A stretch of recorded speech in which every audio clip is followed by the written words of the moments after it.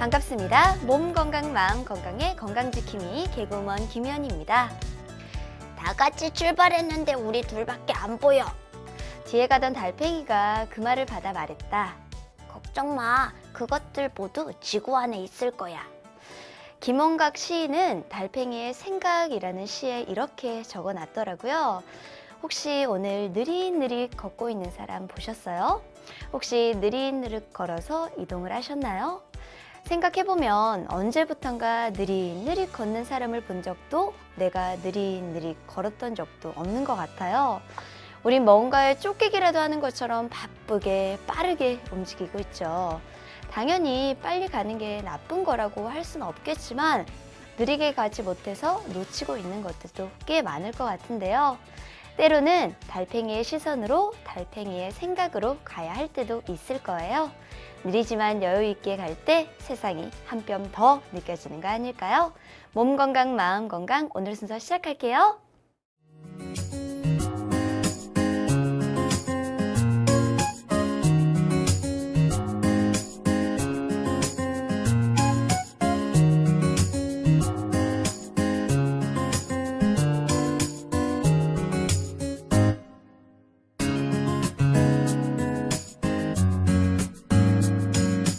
몸 건강, 마음 건강.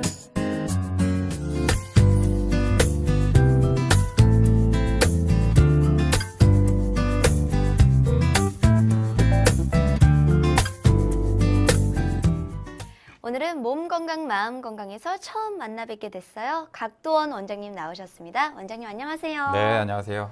원장님, 정말 처음 뵙게 되니까 저는 그렇게 기대가 되고 설레더라고요. 아, 저야말로 엄청 기대했습니다. 아, 그렇군요. 정말 기대하신 거 맞죠? 네, 네. 실물로 보니까 훨씬 미인이신 것 같아요. 아, 저도 얘기만 많이 들었는데 네. 실물로 뵈니까 정말 잘생기시고 아유, 키도 과찬이십니다. 엄청 크신데 라디오에서는 키가 안 보인다는 아, 그런 점이 있어서 그게 약간 아쉽긴 하지만 아마 애청자분들도 오늘 원장님과의 만남이 참 궁금하시고 또 기대가 될 것 같은데요. 네. 기운을 팍팍 전해주시길 바랍니다. 네, 제가 기대에 부응할 수 있게 네. 오늘 꼭 좋은 강의 전해드리도록 하겠습니다. 네, 자 그러면 첫 번째 주제 어떤 걸로 준비해 주셨나요? 예, 오늘의 주제는 이제 여성 혹은 남성 그 부부들의 불임과 달리 말하면 난임이라고도 하죠. 네. 거기에 대한 것이 오늘의 주제입니다. 그렇군요. 정말 원장님께서 여성 질환이나 난치성 질환을 좀 중점으로 치료하고 계신다는 얘기를 들었는데요.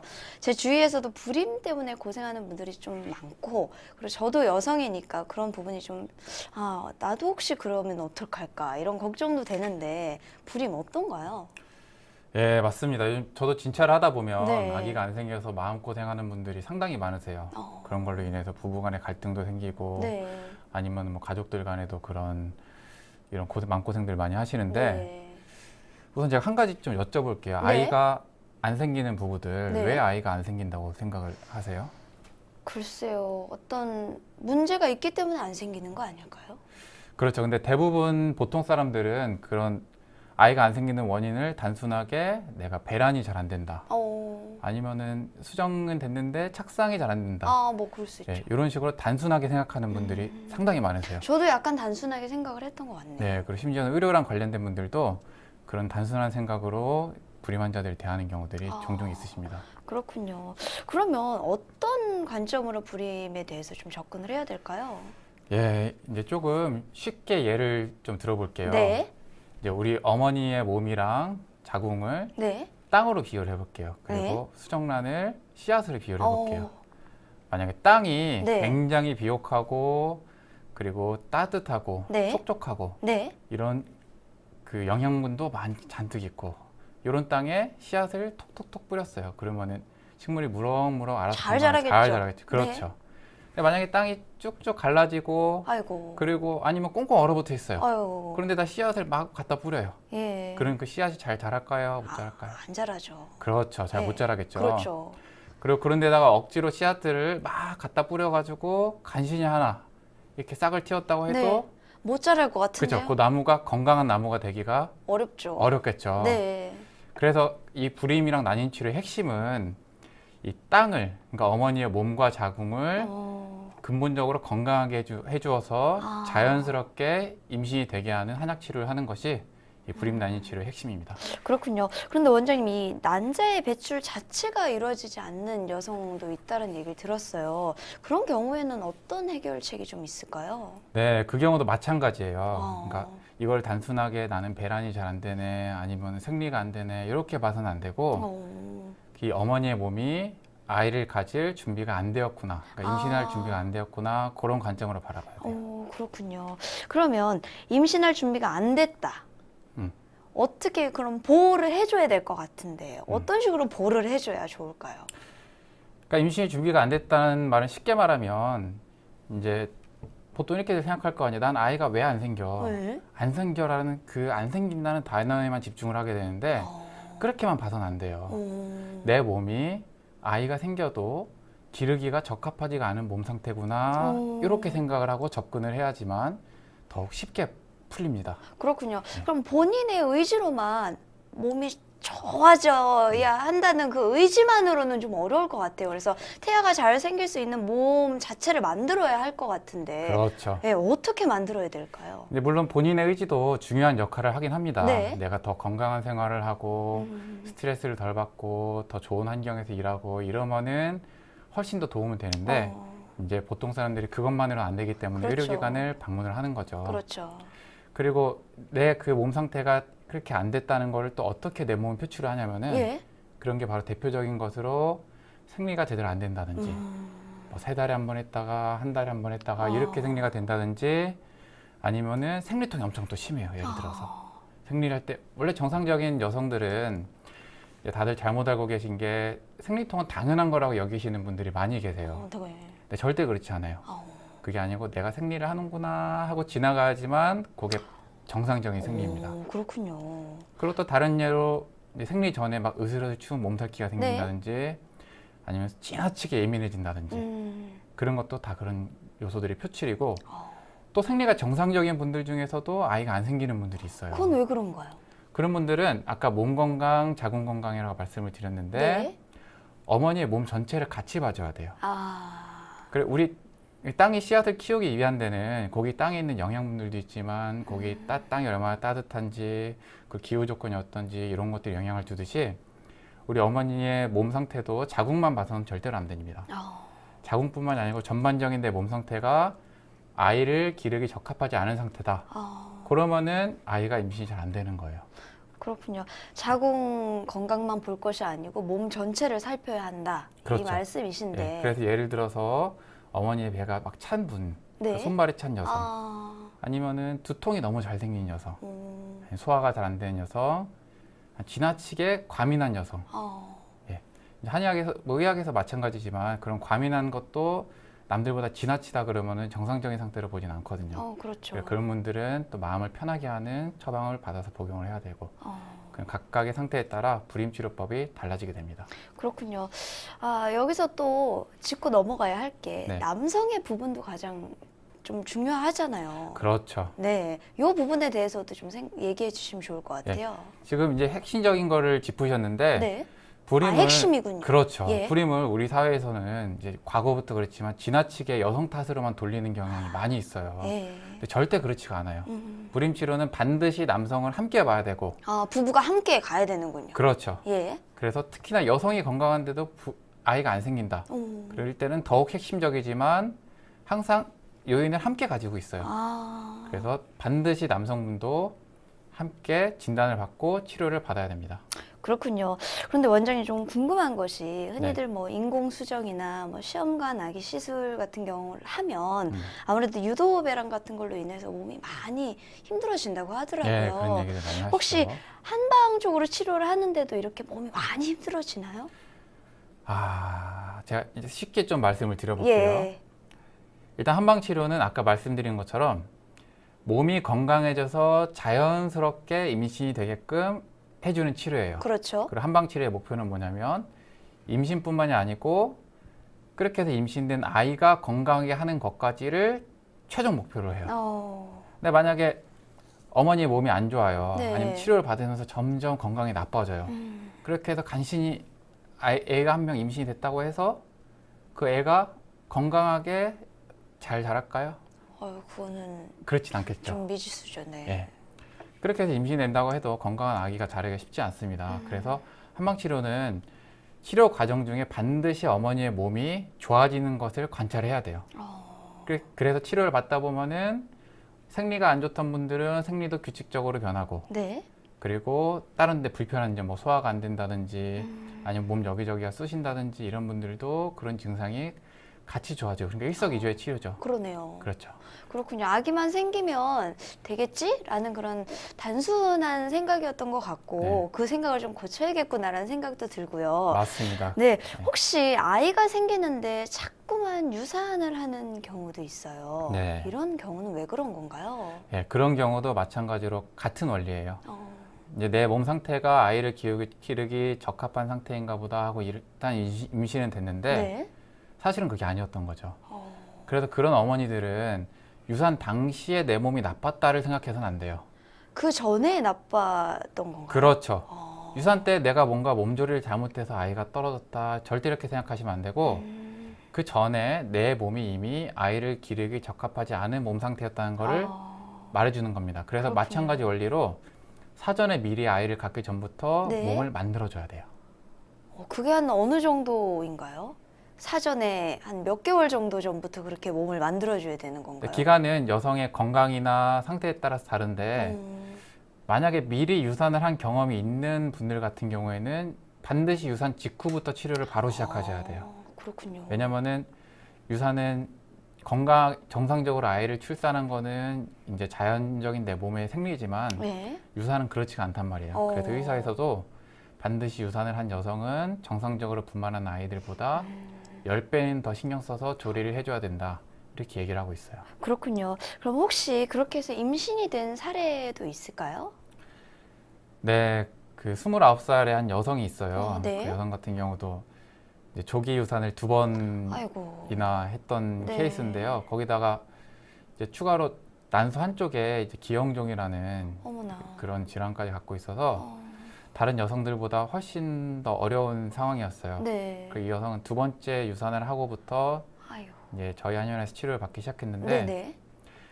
유산 직후에 어혈을 빼주는 약으로 어머니 몸 건강을 좀 되살려주고 그 다음에 임신을 도와주는 약을 한 3달 정도 복용을 시켰는데 3달째 복용하던 도중에 아이가 생겼어요. 어머나. 네, 그리고 현재는 건강한 아이를 어이구. 이미 출산한 상태입니다. 예, 너무 제가 원장님의 네. 출산도 아니지만 너무 그분에게 박수를 정말 드리고 싶을 만큼 예. 그럼 원장님도 굉장히 뿌듯하셨을 것 같아요. 물론 이제 아이 사진을 보면서 저도 굉장히 네, 기쁨을 그러니까요. 느꼈습니다. 네, 아니 그런데 임신을 하셨다가 또 유산을 또 2번이나 하셨다고 하면 굉장히 네. 힘들어하셨을 것 같은데 네. 좀 관리 자체도 좀 다른 분과 다르게 특별하게 해주셨을 것 같거든요. 혹시 임신 중 관리 말씀하시는 건가요? 네네.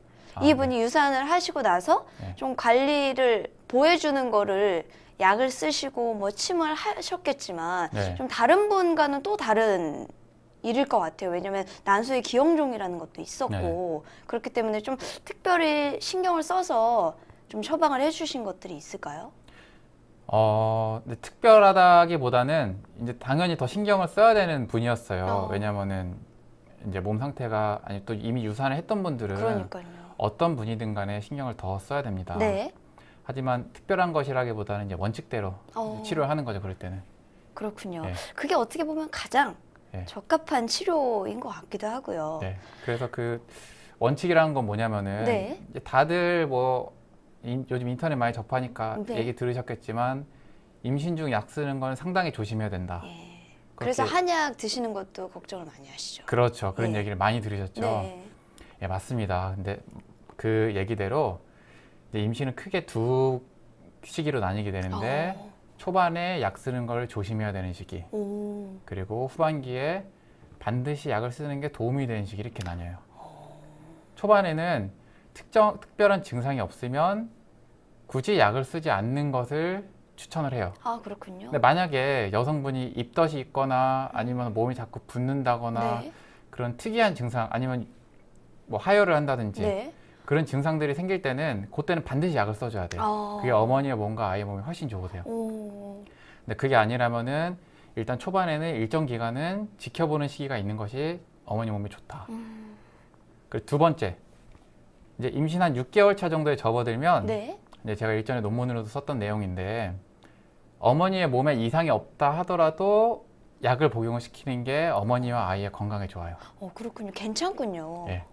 그래서 이제 좀 재밌는 얘기를 들려드리자면 네. 과거 조선 왕비들이 몸 관리 어떻게 받았냐면 궁금해지네요. 예. 네. 그런 방식으로 몸 관리를 받았어요. 6개월 차가 되면 이제 대표적인 예가 해경고 홍씨라고 그 네. 사도세자의 부인인데 네네네. 그분은 세자빈일 때부터 그렇게 몸 관리를 받았어요. 그리고 몸이 조금 안 좋은 시기에는 한 4개월 차부터 약 복용을 하셨고 6개월 차부터는 거기 기록이 이렇게 나와요. 거기 어이가 몸에 큰 문제는 없지만 어머니와 아이의 건강을 위해서 금괴당기산을 복용하시는 게 좋겠습니다. 복용 주기는 보름을 복용하고 보름을 쉬고 또 보름을 복용하고 이 주기로 복용을 하시는 게 좋겠습니다라는 내용이 승경원 일기라는 그 왕실 일기에 나옵니다. 그렇군요. 그러면 산후에는 또 어떤 관리가 좀 필요할까요? 예, 산후 관리도 상당히 중요합니다. 네. 그 산후 관리는 그래도 비교적 이제 어머니들한테 많이 알려져 있는데요. 그렇죠. 예, 대표적으로 요즘 거의 산후조리원에 가면 대부분 다 산후한약을 복용을 시키잖아요. 네네. 그래서 산후 관리는 일단 핵심이 어머니의 몸이 출산하면서 어머니의 몸에 생긴 그 어혈을 빼주는 게 일단 핵심이에요. 그렇군요. 그렇게 해서 그 산후 한약을 복용을 하게 되면은 어머니가 이제 출산해 보신 분들은 알겠지만 아이를 낳는다고 해서 배가 바로 빠지는 게 아니잖아요. 보니까 그렇더라고요. 그렇죠. 옆에서 네. 보시면 네. 그러시죠. 그리고 아이 낳으면서 고생하셔서 그 아직 몸에 어혈이 쌓여 있어서 얼굴 안색도 조금 검어지시고 네.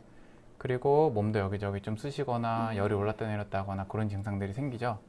그래서 산후약은 요거를 핵심으로 치료를 하는데 한약을 복용하게 되면은 오로도 정상적으로 더 빨리 빠지고 배도 빨리 빠져서 이 임신 전 몸매로 돌아가기 훨씬 쉬워지고 그리고 거무스름한 안색도 혈색이 훨씬 빨리 돌게 돼요.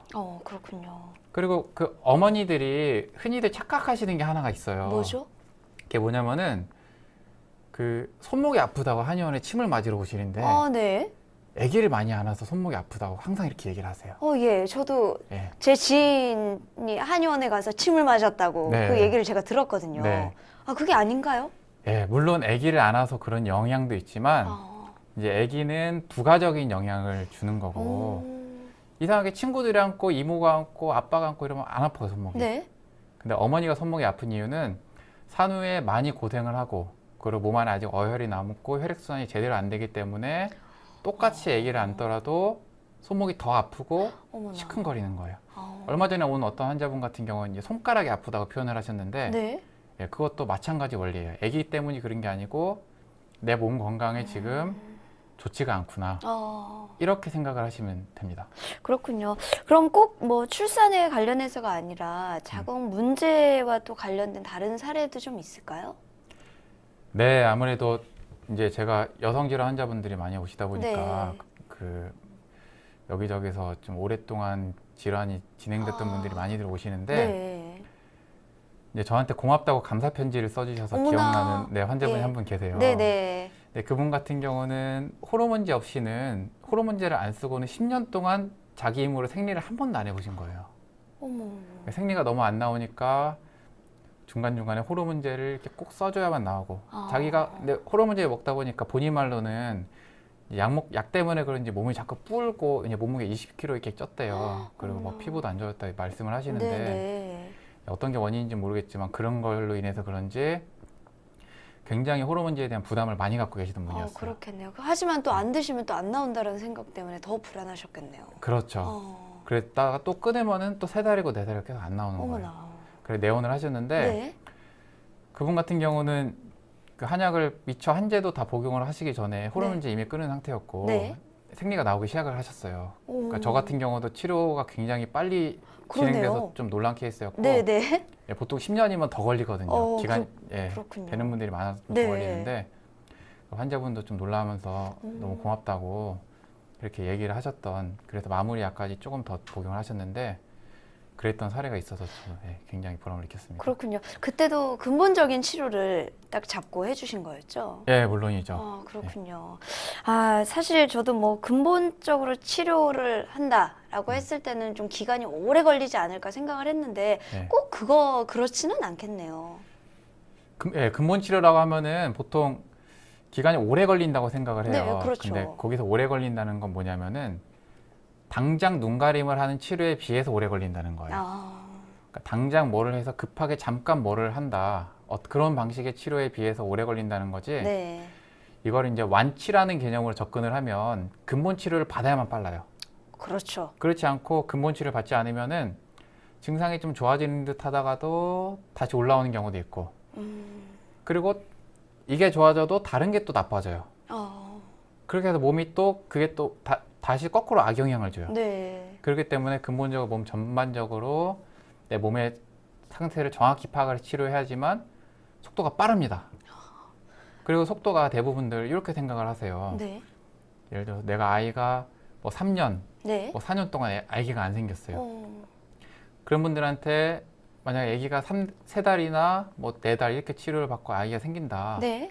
그러면 그거는 3달, 4달은 긴 기간이 아니고 굉장히 빠른 기간이죠. 그렇죠. 그렇죠. 3년, 4년을 기다렸는데. 그렇죠. 예. 물론 환자들에 따라서 기간은 조금씩 네, 달라지겠지만. 다르긴 하지만. 예를 들어서 어디 몸 안 좋은 게 한 10년이 지속됐어요. 예. 그런 분들은 뭐 3달, 6달 낫기만 하면, 왜냐면은 그렇죠. 그걸 고치질 않으면은 그 10년이 앞으로 20년이 되고 30년이 되고 이렇게 되는 그런 질환들인데, 그런 건 반드시 근본 치료를 해야지만 빨리 날 수 있습니다.